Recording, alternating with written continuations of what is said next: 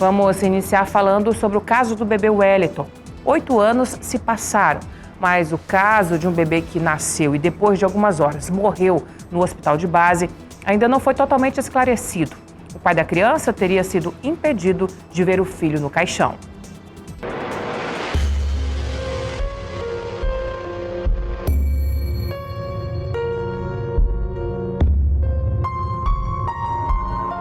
Um sonho realizado que se tornou um verdadeiro pesadelo.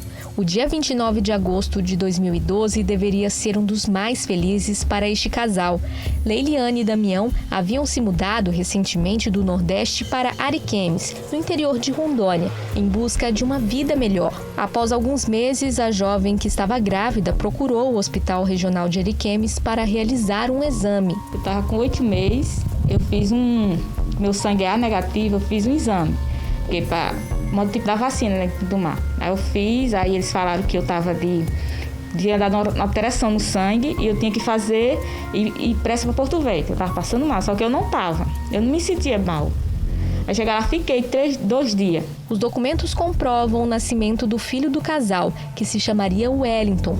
A mãe chegou a conhecer o filho, que após alguns minutos foi levado para a UTI. Segundo a direção do hospital de base, para o casal, o bebê teria vivido apenas 3 dias.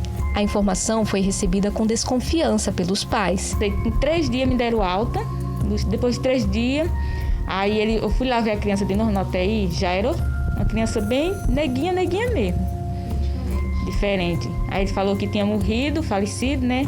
Aí tinha mudado de cor. De acordo com Damião, pai de Wellington, a morte da criança causou mais desconfiança ainda quando a diretora do hospital de base ofereceu o enterro do bebê na capital com todos os custos pagos pela unidade, já que, segundo ela, realizar o sepultamento em Ariquemes teria um custo muito alto. Sem dinheiro e sem ter amigos ou conhecidos em Porto Velho, Damião aceitou a proposta. Se o senhor for enterrar em Ariquemes, o senhor vai gastar muito. Aí eu falei, mas daí agora? Porque eu tô sem dinheiro. Mas e se eu levar num carro-táxi, um bebezinho no caixão? Mas no carro-táxi não pode.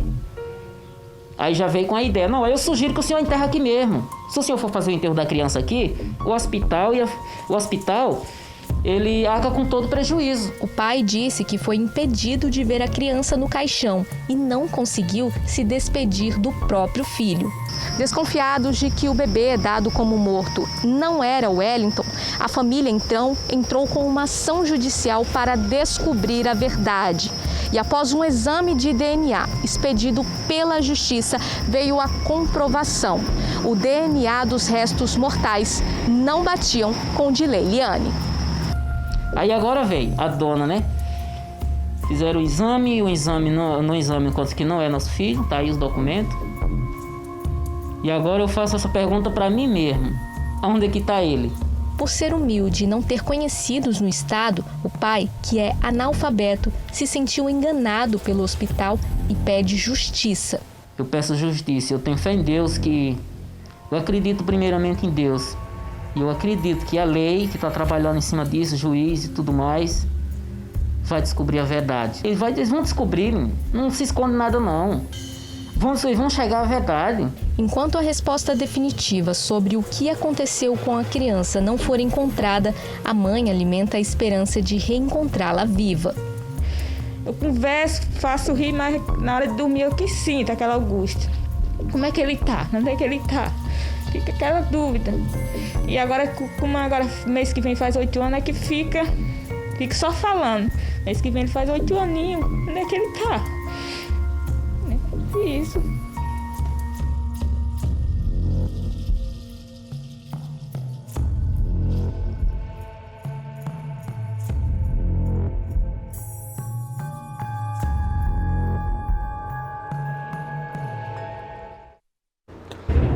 Olha,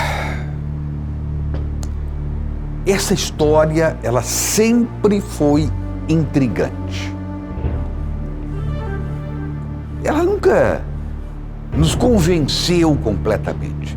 Não a história do pai, mas a história que o Estado conta. Quem tem que explicar o que não ficou bem explicado, o Estado. Porque quando a mãe vai para uma maternidade do Estado, o Estado passa a ser o responsável por tudo que acontece ali, com a mãe e com a criança. E nós aqui acompanhamos esse caso exaustivamente. Todo dia nós mostrávamos alguma situação nova que era levantada por alguém. Eu aqui bradei quantas e quantas vezes por uma explicação que nos convencesse. E essa explicação nunca veio.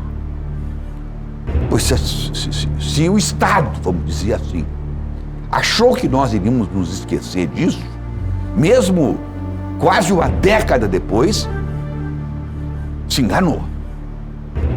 Porque para nós esse caso ainda precisa um esclarecimento.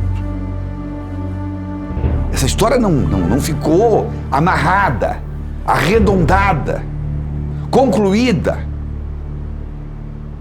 E nós temos um pai e uma mãe que no coraçãozinho deles, eles têm convicção do que o filho está vivo. O Wellington está em algum lugar e já está um meninão na ideia desse pai e dessa mãe, até que alguém venha e dê as explicações que possam convencer esse casal. Aliás, mais do que isso, que possam me convencer, que possam lhe convencer. E de lá para cá, um silêncio que incomoda. Um silêncio atordoante.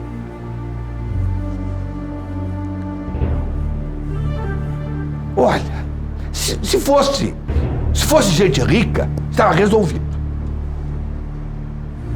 Mas são pessoas muito simples, não têm os meios necessários para poder, quem sabe, por eles mesmos, fazer uma investigação. E como é que se começa um negócio desse?